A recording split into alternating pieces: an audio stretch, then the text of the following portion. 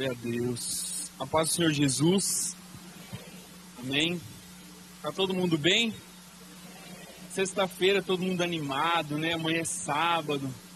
Vai fazer como eu e a Priscila acordar 2 horas. Ah, não era para falar. Não. Nós vamos acordar cedo, né? Amanhã nós temos o culto do Aviva Jovem. Eu queria dar esse recadinho antes. E eu tenho certeza que vai ser uma grande bênção.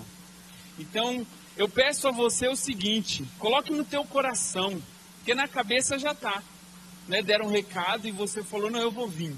Mas coloca no teu coração amanhã.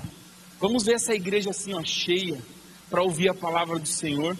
Nós temos aqui muitos jovens, eu tenho certeza que há necessidade de ouvir a palavra de Deus. Na sexta, no sábado, no domingo, na segunda, na terça, na quarta, todos os dias. Então eu estendo o convite. Esteja aqui amanhã às 20 horas para participar do culto da Aviva Jovem. Amém? Mas só pode entrar de 0 a 100, tá? Mais que isso a gente não está aceitando. Então, Jorjão, fique em casa amanhã. Estou brincando. Amém, meus irmãos? Essa campanha, Minha Família nas Mãos de Deus. E todos nós, graças a Deus, temos uma família, né? Se nós estamos aqui, é óbvio isso.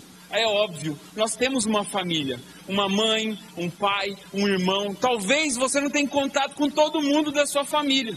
Ontem eu estive em Guarulhos e eu disse isso. Às vezes a gente fala assim, ó, eu e a minha casa serviremos ao Senhor. Mas no meu caso, se eu for pensar dessa forma, é até fácil. Porque eu entro dentro de casa, fecho a porta, olho para a Priscila e falo, eu e a minha casa servimos ao Senhor. Mas a minha família não é apenas eu e a Priscila. A minha família não é só nós dois ali dentro de casa. Não, a minha família é muito maior. A minha família tem, sei lá, 50, 60, 70 pessoas. E a sua família, quantas pessoas tem? Não as que moram dentro da sua casa. Não as que dormem com você, comem na mesma mesa. Mas eu estou falando das pessoas que talvez você só vê em festas. Mas pessoas essas que estão precisando da glória de Deus na vida delas. Todos os dias eu penso na minha mãe e eu peço a Deus, Senhor, me arruma alguma forma de alcançar a minha mãe. Senhor, me arruma alguma forma de tocar, de chegar ao coração da minha família. Não pregando uma religião para eles, mas mostrando para eles a luz do mundo. Fazendo com que eles saiam de toda essa escuridão que eles vivem. E eu tenho certeza que você, ainda que você seja um jovem, nem casou, não está nem namorando, irmãos. Você tem uma família, você tem um pai que talvez esteja precisando, uma mãe. E nós estamos numa campanha. E uma campanha, ela não pode ser quebrada. Coloca isso no teu coração, em fazer essa campanha até o final. A hora que você passar pelo corredor no final, vem com o nome dessa pessoa na boca e declara, eu e a minha família vamos servir ao Senhor. Eu e a minha família vamos servir ao Senhor. Amém? Queria que vocês abrissem a Bíblia de vocês no livro do profeta Samuel, capítulo 30. Samuel, capítulo 30.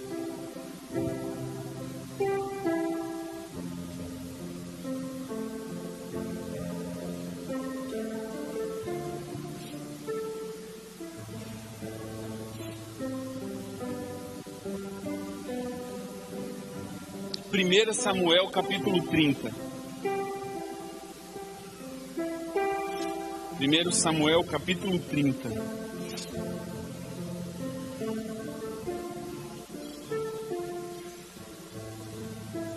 Amém? Todos acharam?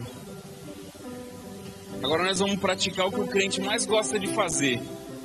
Ler a Bíblia. Não é isso que o crente mais gosta de fazer? Aí fora alguns dizem que o crente mais gosta de fazer é comer. Mas isso é mentira. Dá para ver pela minha forma física. Alguns riram, não sei por qual motivo. Nós vamos ler do capítulo 1 até o capítulo 23 a palavra do Senhor. Diz assim a palavra do Senhor, ó. O título aqui na minha Bíblia diz a seguinte coisa: Ziklag é saqueada pelos amalequitas. Sucedeu, pois, que chegando Davi e os seus homens ao 3º dia Ziklag, já os amalequitas com ímpeto tinham dado sobre o sul e sobre Ziklag, e tinham ferido e levaram cativas as mulheres que estavam nela. Porém a ninguém mataram, nem pequenos, nem grandes, tão somente os levaram consigo e foram pelo seu caminho. E Davi e os seus homens vieram à cidade, e eis que estava queimada a fogo, e as suas mulheres, seus filhos, suas filhas, eram levados cativos. Então Davi e o povo que se achava com ele, alçaram a sua voz e choraram, até que neles não houve mais força para chorar. Também as duas mulheres de Davi foram levadas cativas, Ainoã e Abigail. E Davi muito se angustiou, porque o povo falava de apedrejá-lo, porque o ânimo de todo o povo estava em amargura, cada um por causa dos seus filhos e das suas filhas. Todavia Davi se esforçou no Senhor seu Deus. E disse Davi a Abiatar, o sacerdote, filho de Amileque: traze-me, peço-te, aqui o éfode. E Abiatar trouxe o éfode a Davi. Então consultou Davi ao Senhor, dizendo: perseguirei eu esta tropa? Alcançá-la-ei? E o Senhor lhe disse: persegue-a, porque de certo alcançarás e tudo libertarás. Glória a Deus. Partiu, pois, Davi, ele e os seus 600 valentes, que com ele se achavam, e chegaram ao ribeiro de Besor, aonde os que ficaram atrás pararam. E seguiu Davi, ele, os 400 homens, pois que 200 homens ficaram atrás, por não poderem, de cansados que estavam, passar o ribeiro de Besor. E acharam no campo um homem egípcio, e trouxeram a Davi, deram-lhe pão, e este comeu, deram-lhe água, e este bebeu. Deram-lhe também um pedaço de massa de figos secos e 2 cachos de passas, e este comeu. E voltou-lhe o seu espírito, porque havia 3 dias e 3 noites que não tinham comido nem pão, nem bebido água. Então Davi lhe disse: quem és tu, de onde tu és? E disse o moço egípcio: sou servo de um homem amalequita, e meu senhor me deixou porque adoecia 3 dias.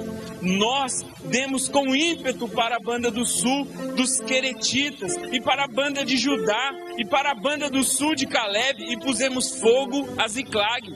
E disse Davi: poderias, descendo, guiar-me a esta tropa? E disse-lhe: por Deus me jura que não me matarás, nem me entregarás na mão de meu senhor, e descendo te guiarei a esta tropa.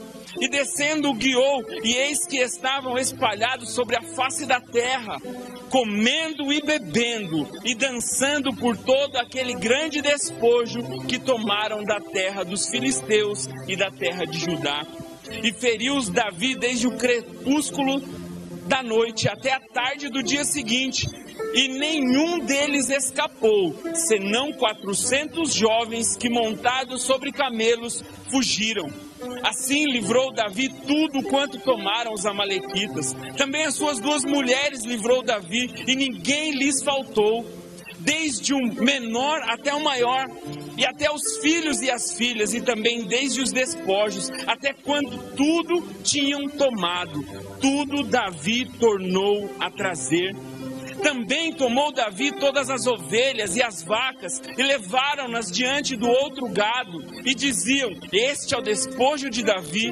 E chegando Davi aos 200 homens, que cansado estavam e não puderam seguir a Davi, e deixaram ficar no ribeiro de Besor, estes saíram ao encontro de Davi, e o povo que com ele vinha, e chegando-se a Davi, ao povo, o saudou em paz. Então todos os maus e os filhos de Belial, dentre os homens que tinham ido com Davi, responderam e disseram: visto que não foram conosco, não lhe daremos dos despojos que libertamos, mas que leve cada um a sua mulher, os seus filhos, e se vá.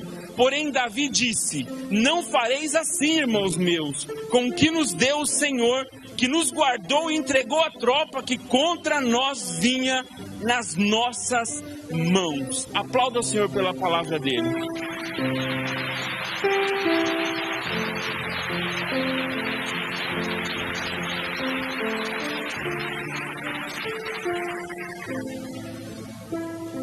Quem foi para o encontro de casais de 2012 em Campos do Jordão ouviu essa mesma palavra.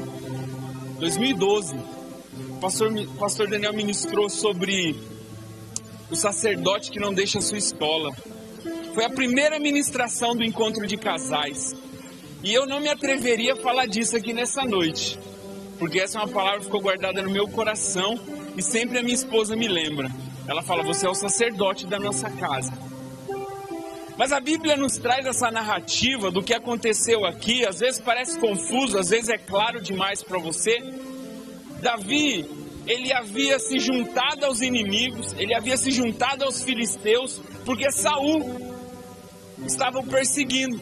Então Davi chega até o rei Aquis e fala o seguinte, olha, eu preciso me bandear para cá, porque Saul quer me matar. E aí o rei Aquis fala assim para ele, Davi, faz o seguinte, vai lá e toma Ziclague, mora lá, habita lá. Só que Davi não estava sozinho. Davi estava acompanhado de 600 homens, 600 valentes que acompanhavam Davi. E o contexto disso aqui era exatamente o seguinte, os filisteus estavam indo atacar os israelitas. O próprio povo de Davi estava indo atacar o seu próprio povo. Eu imagino o quanto aquilo devia doer para Davi, dele pensar o seguinte, eu não acredito que eu vou ter que fazer isso. Eu não acredito que eu vou ter que ferir ao fio da espada os meus irmãos. Porque Davi era um hebreu. Mas no meio do caminho, pela grande misericórdia do Senhor, os conselheiros do rei Aquis dizem o seguinte, olha, não é bom que esse moço vá conosco, porque pode ele se tornar um adversário para nós lá. E eles já conheciam a fama de Davi, meus irmãos, porque o mesmo rei havia visto Davi com a sua funda matar o gigante. Davi e os seus 600 homens faziam estrago. Se você ler o que Davi fazia com esses 600 homens, com quem passava em Ziclague, é terrível. Então eles conheciam o poder de Deus que havia sobre a vida de Davi. E aí então eles dizem o seguinte, o rei chama Davi e fala, Davi, é o seguinte, você não vai poder ir com a gente para essa guerra não. Mas por que, meu senhor? O senhor não tem me visto com bons olhos? O rei diz assim, não, muito pelo contrário. Desde quando você começou a morar lá, você tem sido fiel a mim. Mas os príncipes acham por melhor você voltar. A Bíblia diz então que Davi e seus moços levam 3 dias para chegar em casa. Vamos colocar assim que Davi fez uma viagem diplomática. Ele foi, porque ele não podia dizer que não ia, certo? Imagina, ele como conselheiro do rei, ele como guarda do rei, né? O rei havia colocado ele ali, ó, você é o principal, é você quem me defende, Davi. Então imagina para o rei chamar ele e ele falar, eu não vou. Em território inimigo? Não, ele diz assim, eu vou. E Davi voltando dessa viagem, né, ele não chegou a pelejar. Quando ele chega na sua cidade, o que ele encontra? Diga assim, ó, desgraça, um caos. A coisa estava terrível. A primeira cena que eu acredito que é o seguinte, quando pega fogo em qualquer lugar, de longe você vê fumaça, não é assim? Às vezes eu estou olhando, eu vejo fumaça, eu falo assim, ó, tem algum lugar aí pegando fogo, você consegue ver de longe. Eu imagino Davi voltando e aqueles 600 homens, quando de longe eles avistaram fumaça. E eles falaram, mas essa fumaça vem lá da banda da nossa cidade. Eu acredito que eles apressaram o passo para eles chegarem até Ziclague. E quando eles chegam lá, eles somente constatam o que havia acontecido ali. A Bíblia diz que os amalequitas não mataram ninguém, pouparam todo mundo, mas levaram cativos, levaram presos. E tudo o que eles tinham foi colocado a fogo. Imagina só, você vem para o culto e você chega na tua casa e não tem mais nada em pé. Tudo queimado a fogo, não tem mais nada. Mas eu tinha, minha casa era aqui. Eu acredito que aqueles 600 valentes pensaram o seguinte, meu Deus, quem fez isso? Quem foi que fez isso? E eles somente constataram. Davi deve ter olhado para tudo aquilo e veio aquele sentimento de perda dentro do coração dele. Porque, meus irmãos, quando a gente sofre uma perda muito grande, ou quando o inimigo vem e ataca o que é nosso, muitas vezes a nossa primeira reação é a reação que Davi teve. A gente chora. Sim ou não? A gente chora. Quando dói de verdade dentro de nós, a gente chora. E a Bíblia diz que Davi não fez assim, ó. tá bom. Não, a Bíblia diz que eles ficaram sem forças. Você já pensou que é para um soldado como Davi? A Bíblia diz que Saul matou a milhares e Davi a dezenas de milhares. Então você imagina para um soldado como Davi, ele chorar até perder a força. Às vezes tem situações na nossa vida que a gente chora até perder as forças. E alguém vem e fala assim, não chora não, levanta a sua cabeça. Mas o choro de Davi não era um choro de tolo. Ele não estava chorando, dizendo o seguinte, nunca mais eu vou conseguir. Davi estava mostrando para Deus, o que eu perdi eu vou pegar de volta. Eu estou triste sim, mas eu vou recuperar tudo de novo. E hoje, meus irmãos, se existe choro, se existe alguma dor na sua vida, eu digo para você, você pode estar até chorando, mas esse choro não é choro de tolo não, porque o Senhor vai colocar tudo nas tuas mãos de volta. Aplauda o Senhor.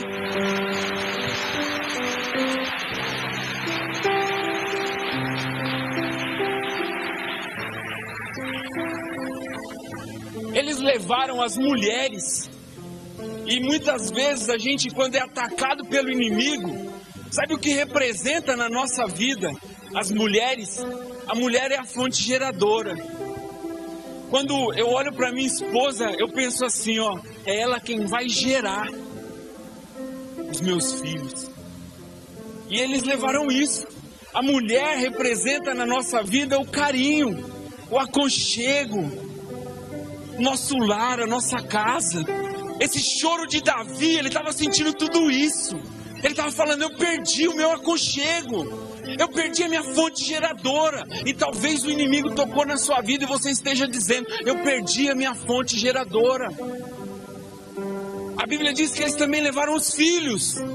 E o que representa os filhos para a nossa vida? Representa o nosso futuro. Quando um pai e uma mãe olha para o filho, ele diz assim, ó, eis aí o futuro. Quando nós oramos pelas nossas crianças, nós estamos dizendo, este é o futuro. Eles são o futuro, eles serão os pregadores de amanhã, eles serão os grandes de amanhã. Através da vida deles, Deus vai levantar mortos. E quando Davi olha e os seus 600 homens, e eles veem essa situação, eles pensaram no seguinte, acabou o nosso futuro, eles levaram a nossa esperança. E nos dias de hoje, o que o inimigo tem feito com as nossas famílias, roubado a esperança. O inimigo tem levado embora o futuro das famílias, os filhos perdidos na droga, os maridos enfiados dentro dos bares. Mas meus irmãos, Deus tem levantado uma igreja para pregar a verdade. Doa quem doer, meus irmãos, que se for necessário nós perdemos a cabeça por isso, nós vamos perder. É isso que nós temos visto aí fora. O inimigo tem tocado na fonte geradora das pessoas. O inimigo tem ceifado o futuro das pessoas. E a última coisa que eles fizeram, eles destruíram todos os bens. Eles queimaram as comidas. Eles botaram fogo, enfim, nas casas. Tudo que o povo havia adquirido com o suor do seu trabalho, eles botaram fogo, brincando. Eu vou acabar com tudo. Vou destruir tudo. Não vou deixar nada. Vamos zombar da cara desse povo.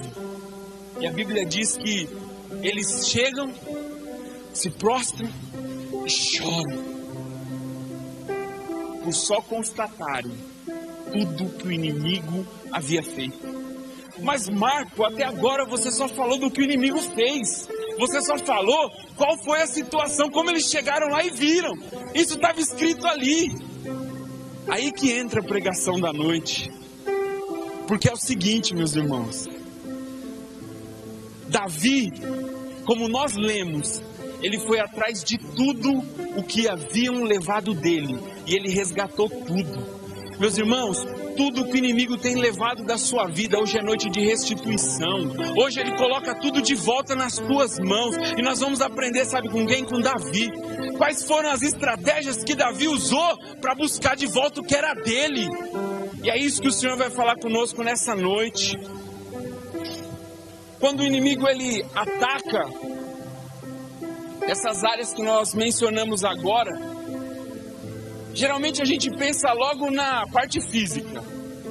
Quando o inimigo ele pega um filho de uma família e ele leva esse filho para o mundo das drogas, a gente pensa logo na parte física. Ah, eu posso ver o meu filho ali se drogando. Como é triste para mim. Quando a gente vê um marido brigar com a esposa e alguém falar assim, eu vou sair de casa, chega, não quero mais ficar aqui. É no físico que se vê isso. Mas, meus irmãos, pode ter certeza que o que o inimigo tem feito nos dias de hoje, a maior destruição não é no físico, não é no que nós vemos, mas é na vida emocional, na vida espiritual, esfriando as pessoas, tirando a fé de dentro das pessoas. E nós precisamos entender e aprender com Davi, como nós vamos resgatar tudo aquilo que o inimigo tem tentado ou tem levado das nossas famílias. Não é de dentro da sua casa, é de toda a sua família. A primeira coisa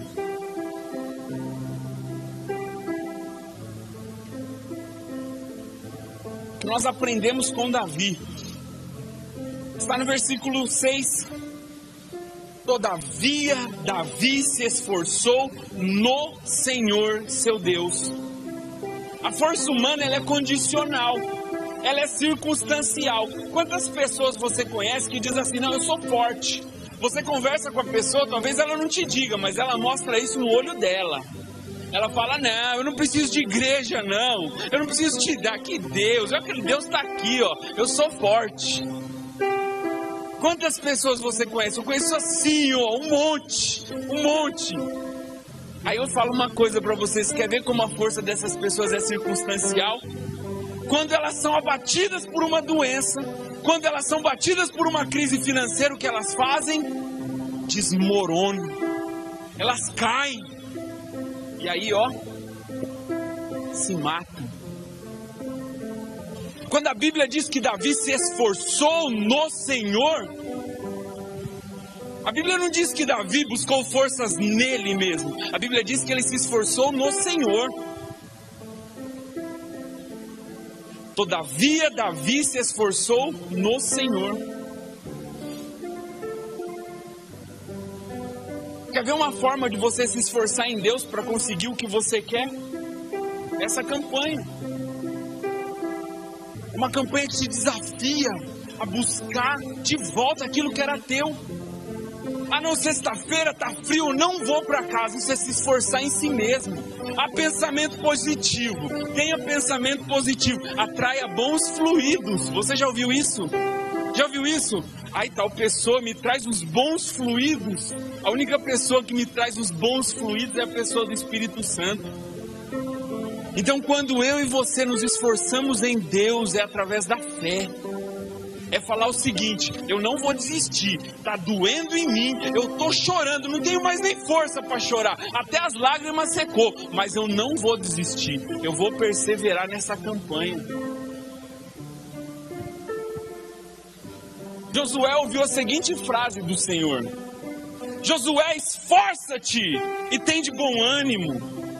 Às vezes, meus irmãos, nós queremos desistir, sabe? Às vezes a nossa caminhada não é fácil, é casa de paz, a gente faz isso e vai para o encontro e volta. E aí às vezes bate aquilo dentro de nós e fala assim, eu não estou aguentando mais. Mas Josué tinha uma vida com Deus e ele ouve do Senhor, esforça-te, Josué, tem de bom ânimo. Aí o nosso mestre Jesus chega e diz assim, ó, no mundo tereis aflições, mas tem de bom ânimo, pois eu venci o mundo. O seu Senhor venceu o mundo. E Ele disse para você, tem de bom ânimo. Tem de bom ânimo. O que diz lá em Apocalipse? Aquele que perseverar até o fim, receberá a coroa de glória. Persevere e vai atrás, porque você vai trazer de volta. Deus não prometeu para Davi, Davi vai atrás que vai ser fácil. Deus prometeu, Davi vai atrás, porque eu vou te dar vitória. E às vezes o que a gente ouve de Deus nos contraria. Então a segunda coisa que a gente aprende com Davi, eu devo consultar a Deus. é da tua vontade, Senhor. Me desagradou, mas trouxe paz para o meu coração. Eu vou fazer. Olha só o que a palavra diz em Jeremias 33:3. Clama a mim e responder-te-ei. A terceira coisa que eu aprendo com Davi: obedecer a ordem e manter o foco. No versículo 10, a Bíblia diz: e seguiu a Davi 400 homens. Eis que os outros 200 não prosseguiram por estarem cansados. Eu imagino que quando esses 200 homens falaram assim, ó, Davi, para, a gente não aguenta mais. Eu já estou cansado, eu vim de 3 dias de batalha, eu já chorei até não ter mais força, e agora eu não aguento mais, Davi, eu vou ficar por aqui. Só que não foi um homem, foram 200. 200 homens. Davi, ele diz assim, ó, então tá bom, os 400 que estão fortes, vamos comigo, vamos atrás. Só que esses 200 que ficaram, sabe o que eles fizeram? Eles ficaram vigiando toda a carga, tudo aquilo que eles levavam nas costas. Imagina que um soldado que saía a campo sem saber quantos dias ia ficar. Eu e você vai para a praia um final de semana, o que você carrega? A casa inteira, é assim. Você fala assim, eu vou até tal lugar, vou viajar, vou pro encontro, meu Deus! Quem é da equipe sabe, irmão, chega uma mala lá que junta essas 3 caixas aqui, ó. E o pior é que tá uma amarrada na outra. E a gente tem que se virar para pegar as malas ainda. Aí você fala, para onde ela vai? Veio quantos junto com ela? Às vezes a gente até pensa, será que tem alguém dentro da mala? Mas esses 200, eles ficaram acampados, com a espada na mão, cuidando de tudo que a tropa estava levando. Às vezes, meus irmãos, sabe o que eu aprendo com essa passagem? Que eu e você devemos aliviar a carga. Sabe o que eu e você tem que ser? Um aliviador de carga para aqueles que estão na batalha. Os nossos pastores, os nossos supervisores, sabe o que eles fazem? Eles estão acampados, segurando a nossa carga, aliviando o peso das nossas costas. Sabe para quê? Para a gente conseguir.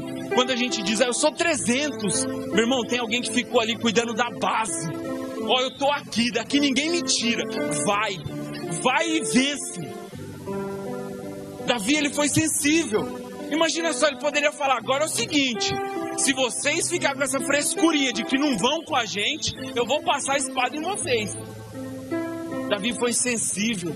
Ele disse assim, vamos aliviar o peso das nossas costas, vocês ficam aqui cuidando, e nós vamos buscar o que é nosso.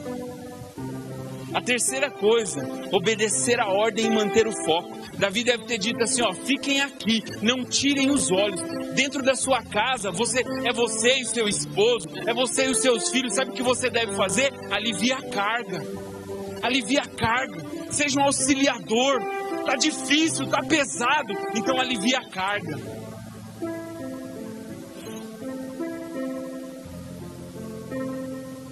A quarta coisa que eu aprendo com Davi, que nós aprendemos com Davi, é enxergar além, investindo no que parece perdido. Por que você diz isso? Porque no versículo 11, a Bíblia não diz que eles encontraram um egípcio que estava caído e quase morto. Aí a Bíblia diz que Davi, os 400 já haviam ficado para trás. Davi, os 200. Davi para e fala assim, vamos cuidar desse homem, ele está quase morrendo.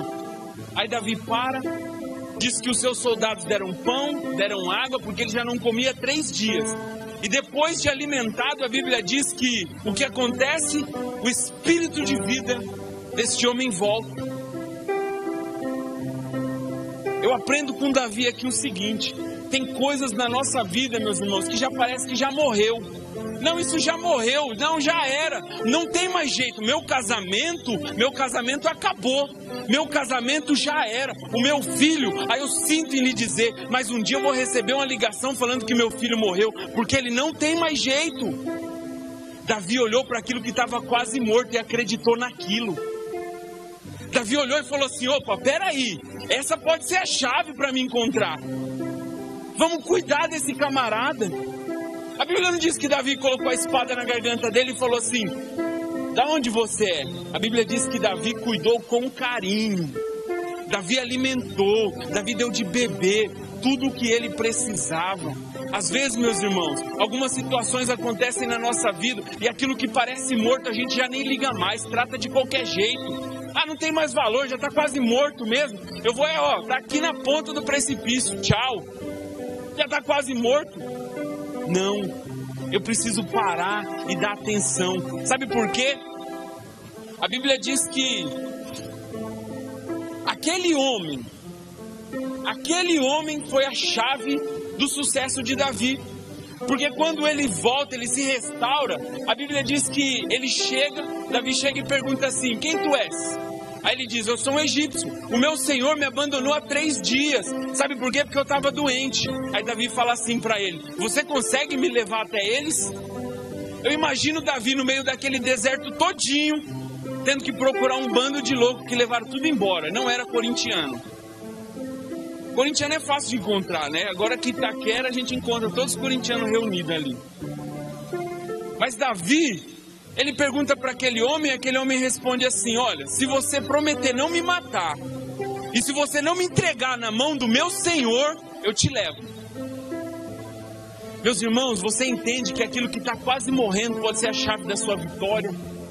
Você entende que aquilo que já está quase perdido, aquilo que você não acredita mais, é a chave da sua felicidade?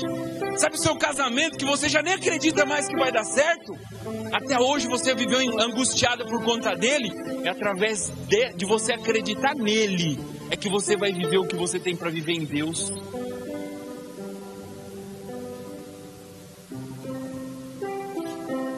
A quinta coisa: lutar com todas as forças para tomar de volta o que lhe pertence. No versículo 16, a Bíblia diz assim, eis que estavam comendo, bebendo e dançando com os despojos de Davi.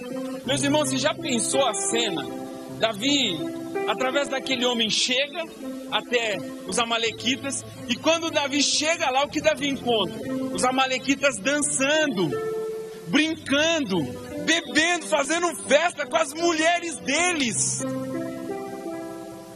Quantos pais e quantas mães têm visto seus filhos, o inimigo dançando, zombando, tirando um barato com eles? E a gente chega, olha isso e fala assim: eu não aceito, eu não aceito. Quantas famílias estão sendo destruídas? E as esposas ou os maridos olham aquilo tudo e dizem assim: o inimigo está brincando com o meu casamento, o inimigo está brincando com o meu ministério. Olha só o que ele está fazendo com o meu ministério. Só que Davi, quando ele vê tudo aquilo, ele fala assim: eu já estava nervoso, agora já era, eu vou virar um ninja aqui, eu vou matar todo mundo. Meus irmãos, nosso sentimento, quando a gente olhar para uma situação na nossa vida, quando a gente olhar uma situação que o inimigo está brincando, a gente tem que olhar e falar assim: agora acabou, vocês estão perdidos. Você está perdido, inimigo, porque você tem que ficar mais feroz ainda. Se já era pior antes, imagina agora. E Davi chega e contempla essa cena.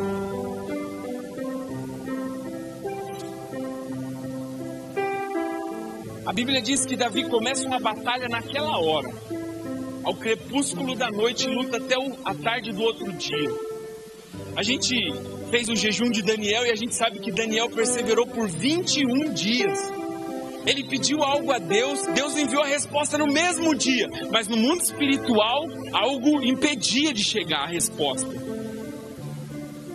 Davi, quando ele sai, Deus diz assim para ele: Davi, você vai vencer. Davi, eu vou te dar a vitória. E às vezes, meus irmãos, dura 10 minutos a nossa luta. Que luta é essa, Marco? Essa luta. Aí a gente desiste. Aí a gente para. A gente fala: eu cansei.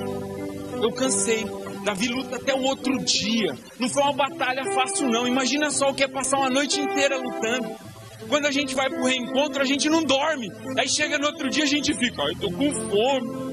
Eu quero comer alguma coisa, não dormi, tô com sono. Agora você imagina o que é uma noite inteira, meu irmão, com a espada na mão, lutando e falando: eu vou tomar de volta o que é meu, eu vou tomar de volta o que é meu. Deus não disse para nós que seria fácil, mas Ele disse que nós venceríamos. A Bíblia diz que eu e você somos o quê? Você crê nisso? Então a vitória é sua, em nome de Jesus. E a sexta coisa para a gente encerrar: Eu gostaria que você ficasse sobre os seus pés. A sexta coisa que eu aprendo aqui com Davi é a seguinte coisa, não deixa nada desviar sua atenção. Olha só o versículo 22, a parte B do versículo que diz: visto que não foram conosco, não lhe daremos dos despojos que libertamos. Alguns dos valentes de Davi, quando voltaram com tudo que eles haviam conquistado, a Bíblia diz que alguns deles, dos 400, disse assim, ó: Pastor Joel, nós não vamos dividir com os 200 que ficou aqui não. Eles não foram. Afinal de contas, quem pelejou foi eu. Quem pelejou fomos nós. Ó, sabe o que você vai receber como recompensa por não ter ido? Toma a tua esposa, toma o teu filho e segue.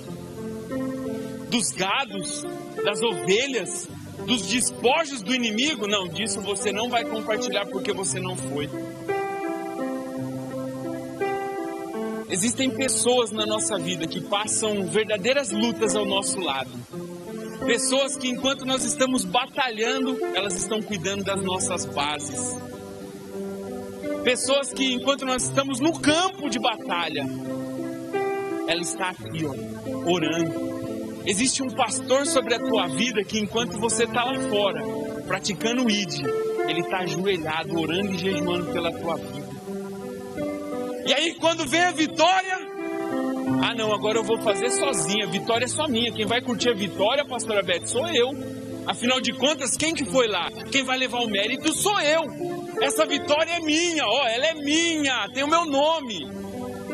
Davi diz assim, não, irmãos meus, eles aliviaram a nossa carga. Eles tiraram o peso da nossa costa. Nós vamos dividir com eles tudo o que o Senhor nos colocou, tudo o que o Senhor nos deu, nós vamos dividir com eles. Então sabe o que nós aprendemos com Davi? Que nós devemos honrar a quem merece honra. Honra sim. Nós precisamos dividir a nossa vitória com quem está do nosso lado.